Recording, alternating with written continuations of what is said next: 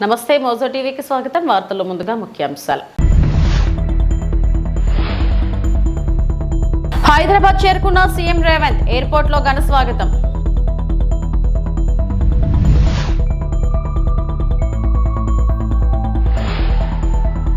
దిల్ రాజును ఆయన కార్యాలయానికి తీసుకెళ్లిన ఐటీ అధికారులు.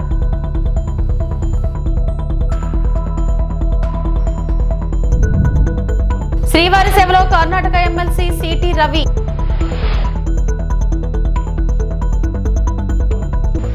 దావోస్ పర్యటన ముగించుకొని తెలంగాణ సీఎం రేవంత్ రెడ్డి హైదరాబాద్ చేరుకున్నారు.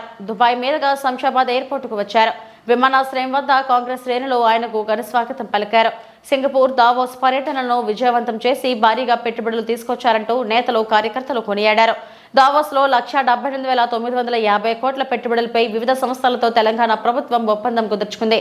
గత పర్యటనలో 40,232 కోట్ల పెట్టుబడులు రాగా ఈసారి 4 రెట్లు పెరిగాయి. తాజా పెట్టుబడులతో దాదాపుగా 50,000 ఉద్యోగాలు రానున్నాయి.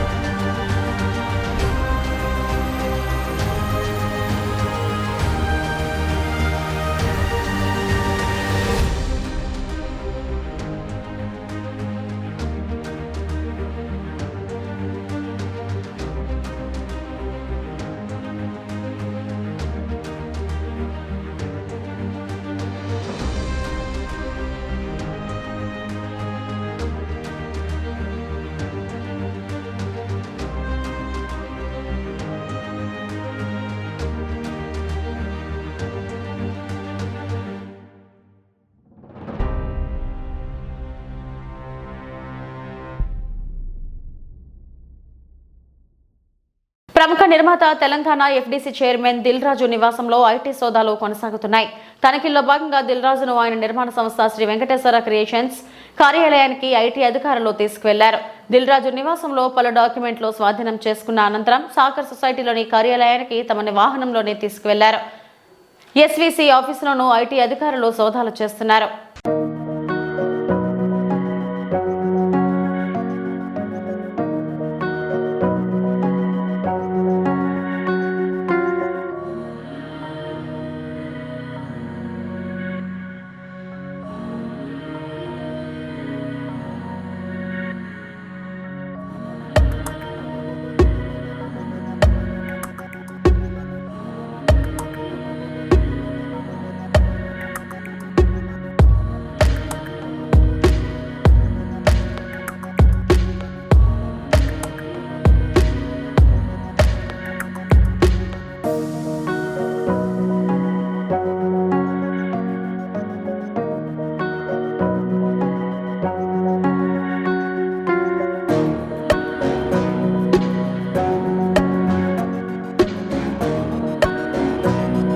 తిరుమల శ్రీ వెంకటేశ్వర స్వామి వారిని Karnataka BJP MLC city Ravi దర్శించుకున్నారు.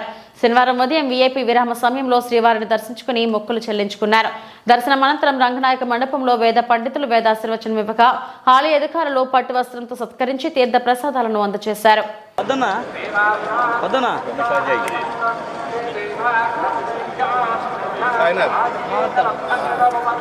సార్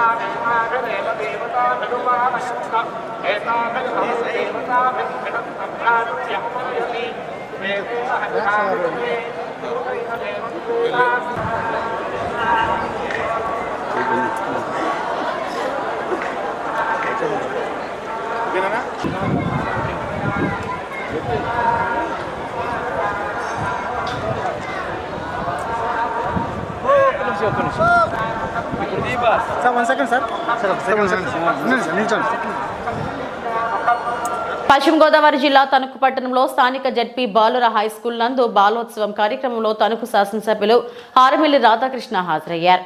ఈ సందర్భంగా ఆరుమిల్లి రాధాకృష్ణ మాట్లాడుతూ తణుకు పట్టణంలో ఈ బాలోత్సవం కార్యక్రమం రెండోసారి ప్రారంభించడం చాలా ఆనందమని అన్నారు.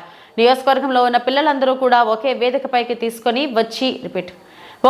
వైపు తీసుకొని వచ్చి వారిలో ఉన్న ప్రతిభ వెలికి తీసే విధంగా ఈ యొక్క కార్యక్రమం పెట్టడం చాలా గర్వకారణమన్నారు. ముఖ్యంగా ఈ బాలోత్సవం కార్యక్రమంలో సాంస్కృతిక కార్యక్రమాలతో పాటుగా ప్రతిభకు సంబంధించినటువంటి కార్యక్రమాలు అంతేకాకుండా వివిధ కేటగిరీల్లో నిర్వహిస్తూ సుమారు 2600 మంది స్టూడెంట్స్ పాల్గొనడం అంటే ఇంత పెద్ద ఈవెంట్ ఒకే చోట నిర్వహించుకోవడం చాలా సంతోషకరమని అన్నారు. అది కూడా మన తణుకు పట్టణంలో జిల్లా పరిషత్ హై స్కూల్ నందు ఈ కార్యక్రమం నిర్వహించడం చాలా సంతోషకరమైన విషయం అన్నారు. అలాగే మన ముఖ్య అతిథి ఉన్నారు.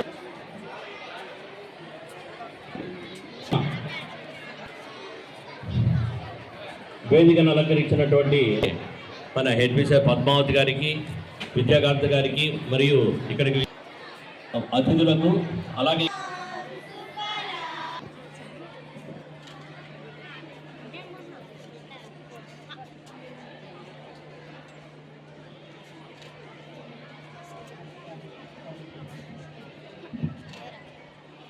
Salute to the national flag, salute! Order! Salute! Order! Salute!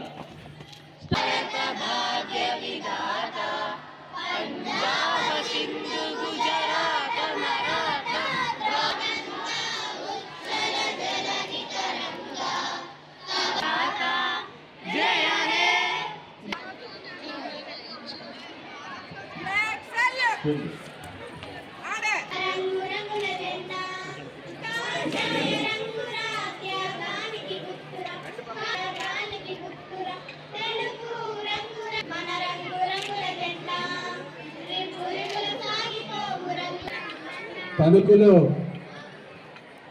నిర్వహించబడుతున్నటువంటిది రెండవ బాలోత్సవం. లోకి వచ్చేటువంటి వేదిక మొదటి మెట్టు పాఠశాల.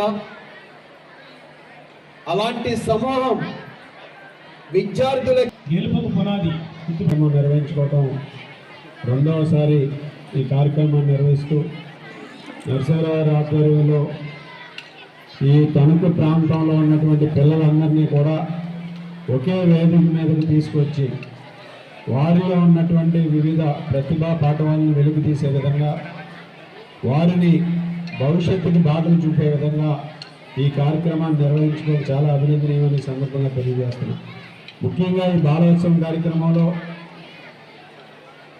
సాంస్కృతిక కార్యక్రమాలతో పాటుగా ప్రతిభ సంబంధించినటువంటి కార్యక్రమాలు వివిధ కేటగిరీస్లో నిర్వహిస్తూ దాదాపు 2600 మంది స్టూడెంట్స్ పాల్గొనడం అంటే ఇంత పెద్ద ఈవెంట్ ఒకే చోట నిర్వహించుకోవటం చాలా సంతోషమని ఈ సందర్భంగా తెలియజేసుకుంటున్నాను. అది మన తణుకు జిల్లా పరిషత్ హై స్కూల్ వేదికగా ఉండటం మరీ సంతోషమని ఈ సందర్భంగా తెలియజేసుకుంటున్నాం. ఈరోజు ముఖ్యంగా టెక్నాలజీ పెరుగుతున్నటువంటి దశలో పిల్లల మీద టెక్నాలజీ ప్రభావితం చాలా ఎక్కువగా ఉంటుంది. ఈరోజు సెల్ ఫోన్లు కానీ వివిధ మాధ్యమాల్లో ఐటీ ద్వారా టెక్నాలజీ ద్వారా వారి మీద ప్రభావితం చూపేటటువంటి పరిస్థితి చాలా ఎక్కువగా ఉంది.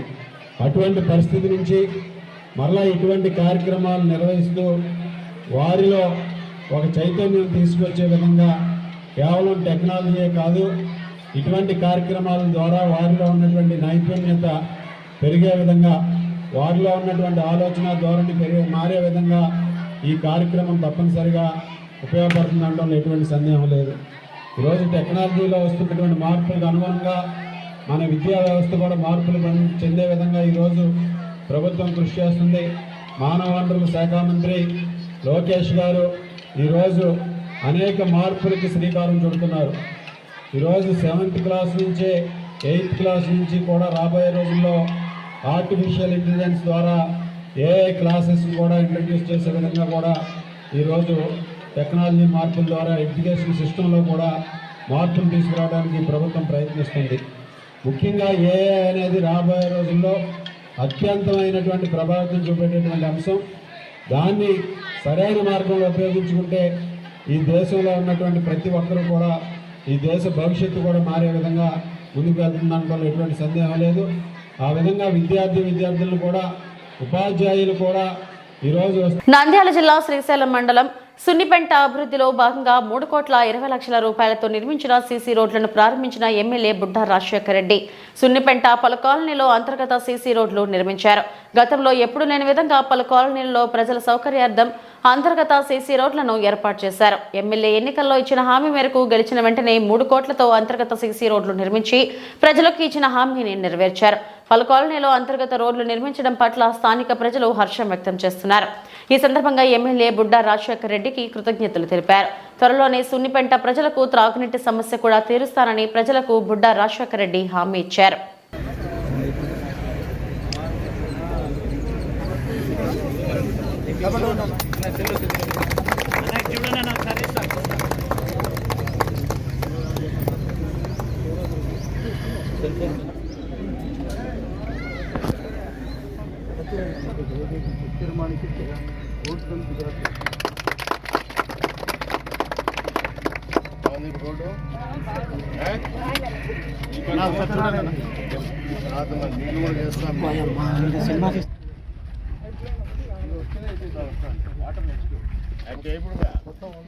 సంతోషం ఆంటీ.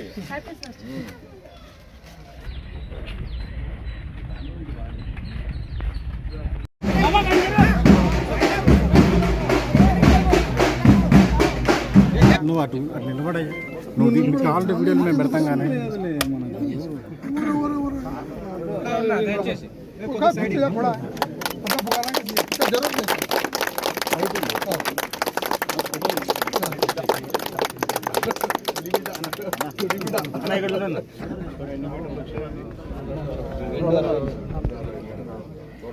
నంద్యాల 38వ వార్డులో పలు అభివృద్ధి పనులకు భూమి పూజ చేయడానికి మంత్రి ఫరూక్ హాజరయ్యారు. అక్కడ ఉన్న కొందరు స్థానికులు మంత్రి ఫరూక్ ను, సార్ ఇక్కడ ప్లాట్లు ఖాళీగా ఉన్నాయా, ఏమైనా మిగిలి ఉన్నాయా, మిగిలి ఉన్న ప్లాట్లను ఎప్పుడు ఇస్తారంటూ అడిగారు. ఈ విషయంపై ఫరూక్ మాట్లాడుతూ మండల తహసీల్దార్ ప్రియదర్శిని పనితీరుపై అసహనం వ్యక్తం చేశారు. ఇక్కడ ఉన్న తహసీల్దార్ పని చేయదు, ఆమె పనిలో ఆమె ఉంటుంది. ప్రజలకు పని చేద్దామనే ఆలోచన లేదు, ఉద్దేశం లేదు. పని చేయనప్పుడు ఆమె అంతకు ఆమె తప్పించుకొని పోవాలి కదా, లేకుంటే యాక్షన్ తీసుకోవాలి. ఇప్పటికే జిల్లా కలెక్టర్కి చెప్పాను, పని చేయకపోతే ప్రజలకు ఎందుకు, ప్రభుత్వం జీతం ఇస్తుంది కదా, బాధ్యతగా పని చేయాలి. ఊరికనే ఆఫీసులో కూర్చొని ఎవరొచ్చినా పలకకుండా ఉంటే ఎలా అంటూ మంత్రి వ్యాఖ్యానించారు. సబ్స్టేషన్ స్థల సేకరణ చేయాలని చెప్పినా తహసీల్దార్ పట్టించుకోలేదని ఆమె పనితీరుపై అసహనం వ్యక్తం చేశారు.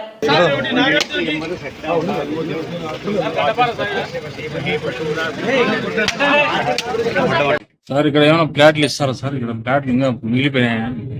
ఎంక్వైరీ చేయాలా? ఇప్పుడు రోజులకు వచ్చింది, ఇది అర్బన్ ఉంది కాబట్టి ఉండే తహసీల్దార్ పని చేయదామే. అవి ఎంతసేపు ఆమె ఆ పనులు ఉంటాయి. ప్రజలు పని చేద్దామని ఆలోచన లేదు, ఉద్దేశం లేదా ఆమెకు. అట్లా ఆమె అంతకు ఆమె తప్పించుకొని పోతాయి. పని చేయాలి కదా, లేకపోతే యాక్షన్ తీసుకోవాలి అంతే. ఆమె మీద కలెక్టర్ గారు కూడా చెప్పాను నేను, పని చేయకుండా ప్రజలకి ఎందుకు, ఏమి ఎందుకుంటే ఆఫీస్ జీతం ఇచ్చేది ప్రభుత్వం ఎందుకు కూడా అవన్నీ గమనించాలా. ఆఫీసర్గా ఉన్నప్పుడు మినిమం ఒక బాధ్యత ఇచ్చిన తర్వాత ఒక ఎంఆర్ఓగా పని చేయాలా. పని చేయకుండా ఊరికి ఆఫీసులో కూర్చొని ఎవరు సేవలు పనుకోకుండా కరెంట్ వాళ్ళు ఎందుకు చెప్తున్నారంటే, కరెంట్ వాళ్ళు అడిగారు. నన్ను ఏం చెప్పారంటే, వైఎస్ఆర్ నగర్లో ఇది మన హరిజన వాడి దగ్గర పివి నగర్లో ఖాళీ స్థలం ఉంది సార్, మాకు 1 టౌన్కు ఎప్పుడు డిస్టర్బ్ అవుతుంది కరెంటు రాత్రిపూట. ఎండాకాలం వస్తే మళ్ళీ రాత్రిపూట మనం పనిచేస్తుంది, దయచేసి మాకు ఏదైనా స్థలం కేటాయించమంటే ఆడ ఉంది పోయి వాళ్ళ అసలు డీకి వాళ్ళ లెక్క చేయలే. ఇచ్చేది ప్రభుత్వ స్థలము, అవసరాలు ఎవరికి, ప్రజలకు సమాధానం చెప్పాలి. ప్రజలకు ఆడ స్థలం ఖాళీ ఉంది, ఆడ వాటికి సబ్స్క్రిప్షన్ వేసుకుంటామంటున్నారు. నీది ఎప్పుడు ఇదేంటి? 2 స్థలాలు చూసాను మేము, ప్రభుత్వం తరఫున ఆ స్థలాలు ఇవ్వండి అని చెప్తున్నాం. కాబట్టి ఏంది ఆలోచించాల్సిన అవసరం ఏంటి? పని చేయడానికి ఏదో మనం వచ్చి వ్యాపారం ఆరోగ్యం బాగాలేదు అయినా కానీ ఇప్పుడు పని చేయాలి, మళ్ళీ బడ్జెట్ బుద్ధి అయిపోతాయి డబ్బులు అని చెప్పి ఆలోచించి మనం వచ్చాము. కాబట్టి ఈ రకంగా కట్కల్లో రసబాసుగా సాగిన ప్రజాపాలన గ్రామసభ. ప్రజాపాలన గ్రామసభలో ఇరు పార్టీల లీడర్లు నువ్వా నేనా అంటూ సాగింది. సంగారెడ్డి జిల్లా కంగ్డి మండల పరిధిలోని తట్కల్ గ్రామంలోని స్థానిక గ్రామ సచివాలయంలో ప్రజాపాలన గ్రామసభను శుక్రవారం నిర్వహించారు.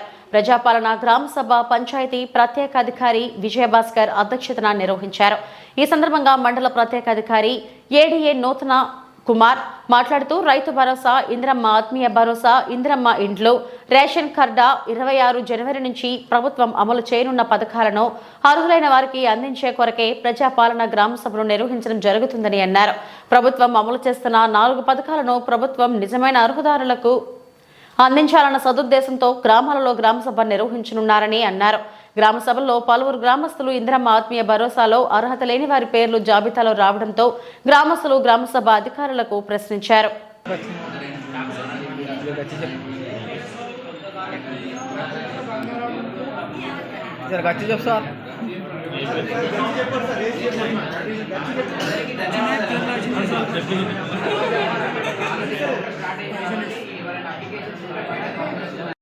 నారాయణగేట్ డివిజన్ సహాయ వ్యవసాయ సంచాలకుడు.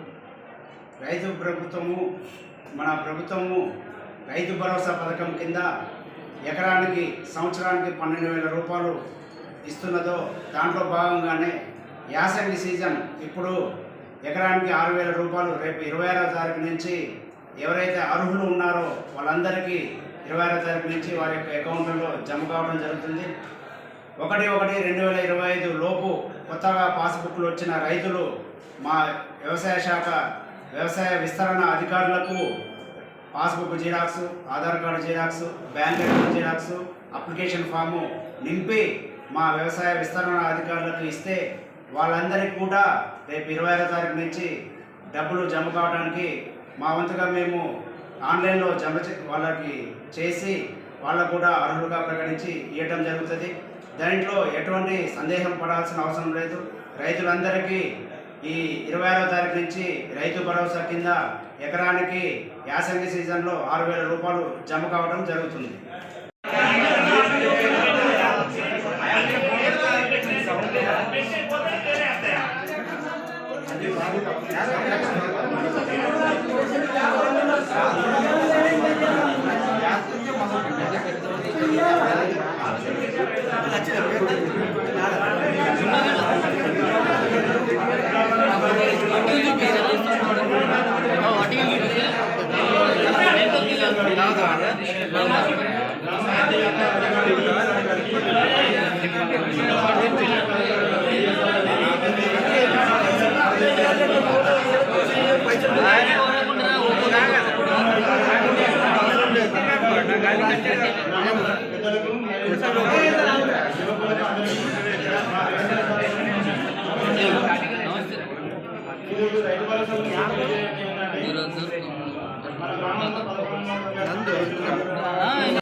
ఏఈఓ గారికి రైతు వేదికకు వచ్చి passbook xerox, Aadhaar card xerox, bank account xerox, ఒక ఫాము ఇవన్నీ జత చేసి మా ఏఈఓ గారికి అప్పచెప్తే అవి కూడా ఆన్లైన్లో పొందుపరిచి మీకు కూడా 26వ తారీఖు నుంచి వాళ్ళకు కూడా డబ్బులు జమ కావడం జరుగుతుంది.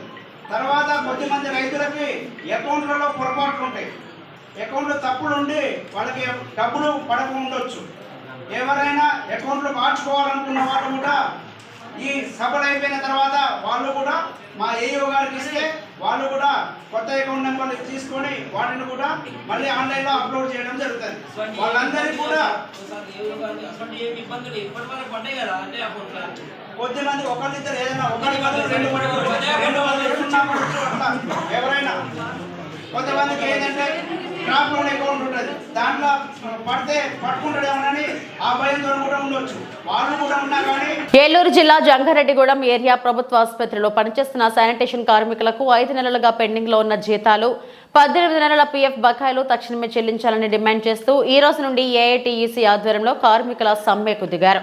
తమకు జీతాలు, పీఎఫ్ బకాయిలు వెంటనే చెల్లించాలని నోటీసులు ఇచ్చినప్పటికీ ప్రభుత్వం స్పందించకపోవడంతో విధులను బహిష్కరించి సమ్మెకు దిగామని, ఇప్పటికైనా తమకు రావాల్సిన జీతాలు, పీఎఫ్ బకాయిలు వెంటనే చెల్లించాలని శానిటేషన్ సిబ్బంది ప్రభుత్వాన్ని డిమాండ్ చేస్తున్నారు.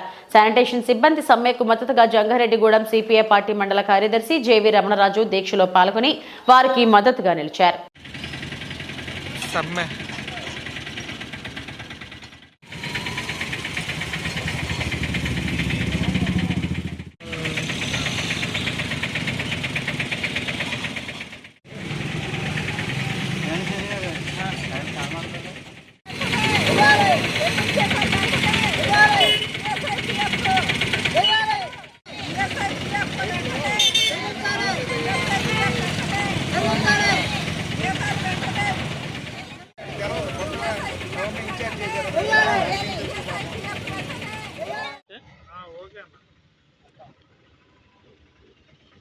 నా పేరు రాజా, జంగారెడ్డిగూడెం ఏరియా హాస్పిటల్ శానిటేషన్ సూపర్వైజర్ని. మా శానిటేషన్కి గత 4 నెలల నుంచి జీతాలు లేవు. అదేవిధంగా పిఎఫ్, ఈఎస్ఐ కట్టడం మానేశారు మా ఫస్ట్ ఆబ్జెక్ట్ ఏజెన్సీ వాళ్ళు. చాలాసార్లు మేము ధర్నాలు చేసాం, నిరసనలు తెలియజేసాం, కానీ ఇప్పుడు వరకు కూడా మాకు శాలరీస్ లేవు, పిఎఫ్ కట్టట్లేదు. దీనివలన మేము ఈరోజు విధులు బహిష్కరించి నిరసన కార్యక్రమం తెలియజేస్తున్నాము. అదేవిధంగా మా పెండింగ్ జీతాలను, పిఎఫ్లని వెంటనే చెల్లించాలని కోరుకుంటున్నాం.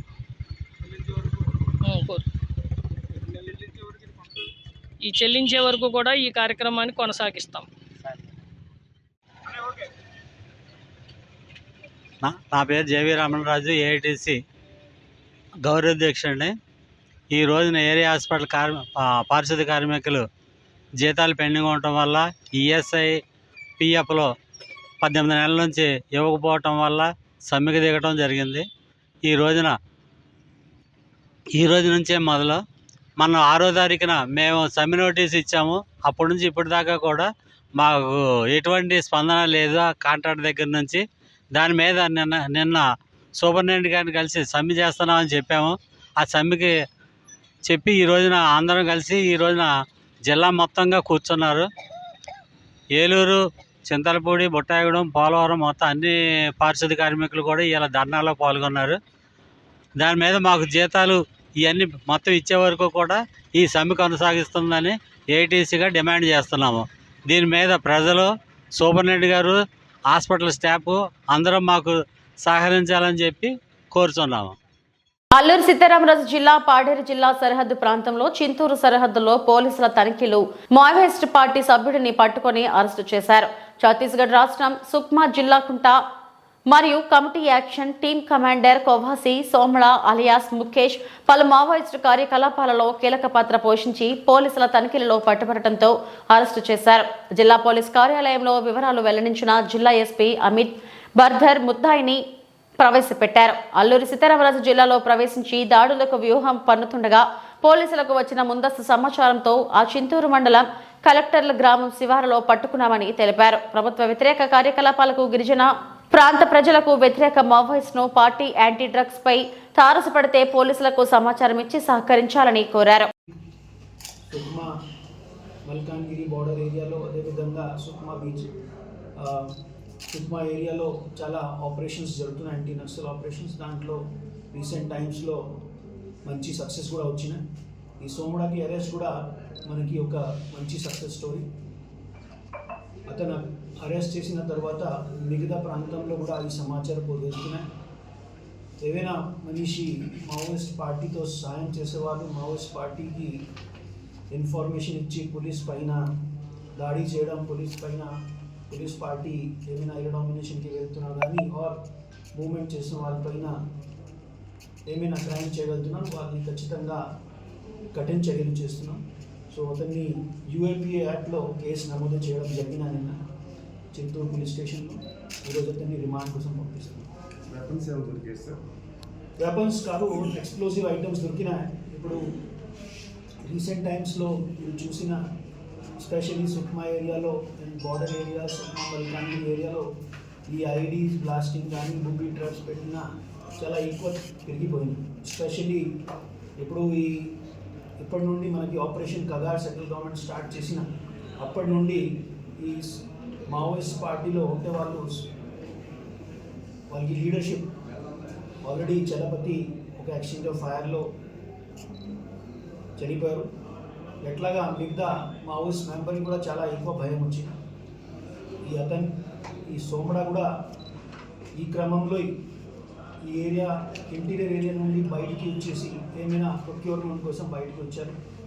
సో దట్ మనకి పోలీస్ పార్టీకి మూవ్మెంట్ ఇన్ఫర్మేషన్ కలెక్ట్ చేయడం, వాళ్ళకి బూబీ ట్రాప్స్ పెట్టి ఆర్ ఎక్స్ప్లోజివ్ ఐటమ్స్తో ఐడి రెడీ చేసి పోలీస్ పైన దాడి చేయడం. అల్లూరు సీతారామరాజు జిల్లా కేంద్రంలో గల స్థానిక ప్రభుత్వ సర్వజన ఆసుపత్రిలో క్యాన్సర్ పరీక్షా కేంద్రంని అరకు ఎంపీ డాక్టర్ తనూజా రాణి ప్రారంభించారు.